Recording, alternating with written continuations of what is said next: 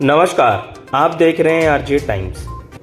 माननीय प्रधानमंत्री श्री नरेंद्र मोदी जी, मध्य प्रदेश के राज्यपाल आदरणीय मंगू भाई पटेल, मध्य प्रदेश के मुख्यमंत्री माननीय शिवराज सिंह चौहान साहब, गुजरात के मुख्यमंत्री भूपेंद्र भाई पटेल साहब, केंद्रीय मंत्री फग्गन सिंह जी कुलस्ते जी, राज्य मंत्री अर्जुन मेघवाल जी, सांसद कनकमल कटारा जी, जसवंत सिंह डामोर और महेश शर्मा जी, रामचंद्र जी महाराज साहब, संत अच्युतानंद जी महाराज साहब और यहाँ उपस्थित हमारे साथी मंत्रिमंडल के साथी महेंद्र मालवीय जी, अर्जुन बामनिया जी, रामलाल जी जाट साहब, भंवर सिंह जी भाटी और नेता प्रतिपक्ष गुलाब चंद कटारिया जी और तमाम उपस्थित बुजुर्गों, भाइयों और बहनों, नौजवान साथियों, मुझे बहुत पसंद था कि आज मानगढ़ धाम पे प्रधानमंत्री जी पधारे।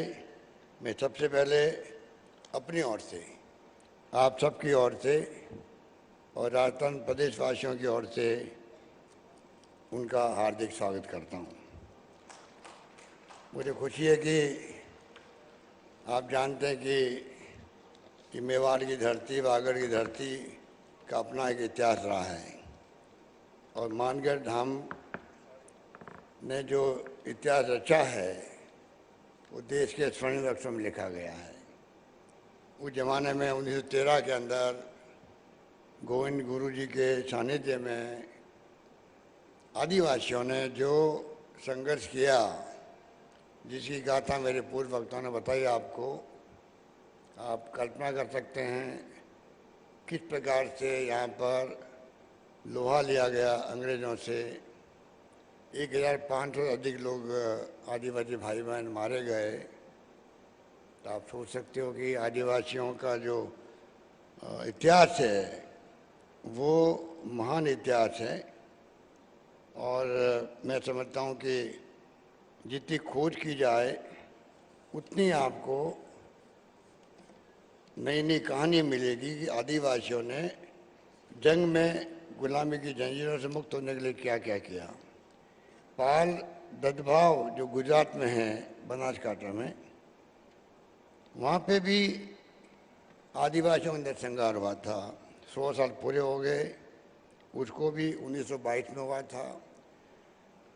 तो मेरे ख्याल से जहाँ जहाँ आदिवासी रहते हैं, चाहे बिरसा मुंडा की बात करें, हर जगह आदिवासियों का आज़ादी की जंग में बहुत बड़ा योगदान था।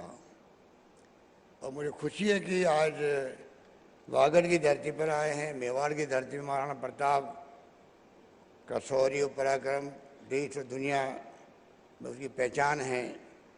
यहाँ फ्रीडम फाइटर बहुत हुए, यहाँ के मुख्यमंत्री भी हुए हरदीप जोशी जी, भीखाभाई भील बहुत बड़े नेता हुए देश के, माणिकलाल वर्मा हुए, भोगीलाल पंड्या हुए, उपाध्याय जी हुए, कितने लोग हुए जिन्होंने उस वक्त में भाग लिया था। पर ये मानगढ़ धाम जो इतिहास रच गया है, मैं समझता हूँ कि ये हम लोगों के लिए गौरव की बात है। हमने प्रधानमंत्री महोदय को रिक्वेस्ट भी की है कि समय आ गया कि हम लोग क्यों नहीं इसको एक राष्ट्रीय स्मारक के रूप में इसकी स्थापना करें, जिससे कि पूरे देश जो जलियांवाला बाग की कहानी जानता है, इतिहास जानता है, त्याग और बलिदान किस प्रकार हुए वहाँ उसकी पहचान पूरे मुल्क के अंदर है, उसी प्रकार से मानगढ़ धाम की पहचान भी बने देश के अंदर कि आदिवासी समाज भी उस जमाने में पीछे नहीं था किसी से भी जंग लड़ने के अंदर। और जिस प्रकार महात्मा गांधी के सानिध्य में जंग लड़ी गई, आज भी इतिहास गवाह है किस प्रकार से त्याग, बलिदान, कुर्बानियाँ हुई थी। लोग जेलों में बंद रहे थे। पंडित जवाहरलाल नेहरू 10 साल तक जेलों में बंद रहे थे। सरदार पटेल जेलों में बंद रहे थे। मौलाना आज़ाद थे। डॉक्टर अम्बेडकर साहब ने संविधान बना दिया। आज देश उस पर खड़ा है, चल रहा है। और जिस प्रकार से लगातार हम देख रहे हैं एक के बाद एक जो देश इतिहास बना रहा है दुनिया के अंदर, उसके बारे में मुझे कहना नहीं, क्योंकि आज दुनिया की पहचान भी हमारे मुल्क का जो मान सम्मान है वो कहाँ से कहाँ पहुँच गया। कहाँ तो हम गुलामी की जंजीरों में झगड़े हुए थे, जिसकी कहानी हम यहाँ बैठ के कर रहे हैं, और कहाँ पर आज देश कहाँ पहुँचा है। प्रधानमंत्री मोदी जी जाते हैं दुनिया के मुल्कों में तो कितना सम्मान मिलता है इनको। क्यों मिलता है? क्योंकि नरेंद्र मोदी जी उस देश के प्रधानमंत्री हैं। नरेंद्र मोदी जी उस देश के प्रधानमंत्री हैं जो हमारे मुल्क में आए हैं, जो गांधी का देश है, जहाँ लोकतंत्र की जड़ें मजबूत है, गहरी है। 70 साल के बाद में वहाँ लोकतंत्र जिंदा रहा है। ये दुनिया को एहसास होता है तो उनको गर्व होता है कि उन देश का प्रधानमंत्री मोदी जी हमारे मुल्क में आ रहे हैं। तो आप सोच सकते हो कि किस प्रकार से ये देश आगे बढ़ा है। और कहाँ बांसवाड़े की बात करें तो मामा बालेश्वर जी का नाम अभी ले लेते मोदी जी। इनको ज्ञान है कि मामा बालेश्वर का क्या योगदान था गोविंद गुरु के बाद में, किस प्रकार से उन्होंने लगातार जागृति का काम किया, लोगों को जगाने का काम किया।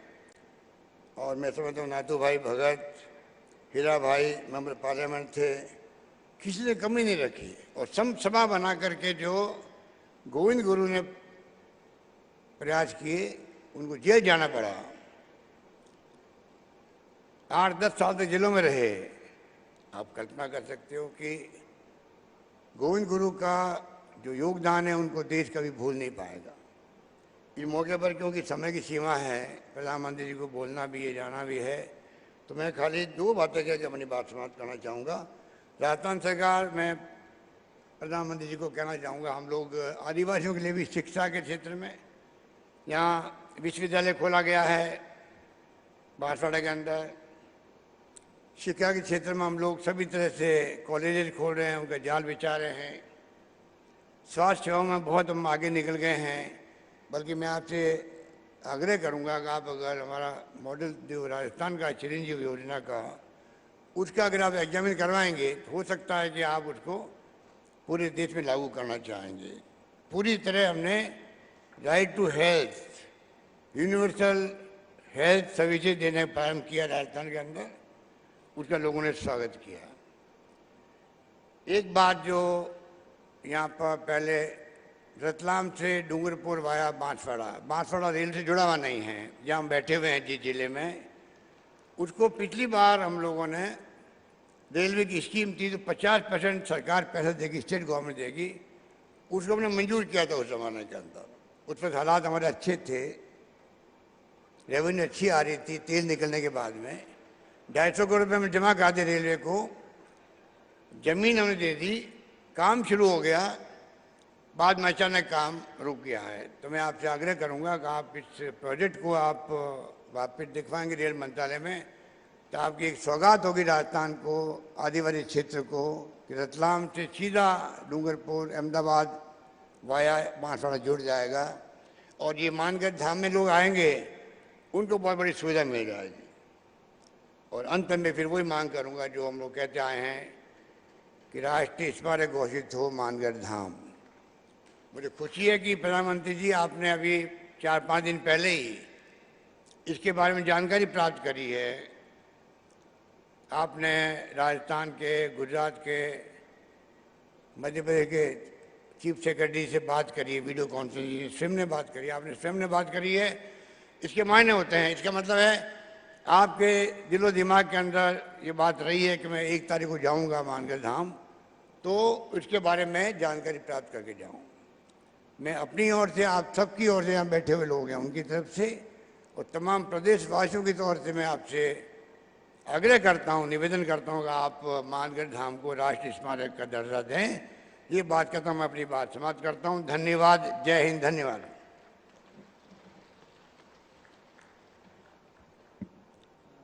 गोविंद गुरु जी के ऊपर एक 5 मिनट की मूवी बनी हुई है, मैं उनसे आग्रह करता हूं कि वे उसको चलाना है, शुरू करें। बहुत बहुत धन्यवाद। आरजे टाइम्स को देखने के लिए लाइक सब्सक्राइब जरूर करें।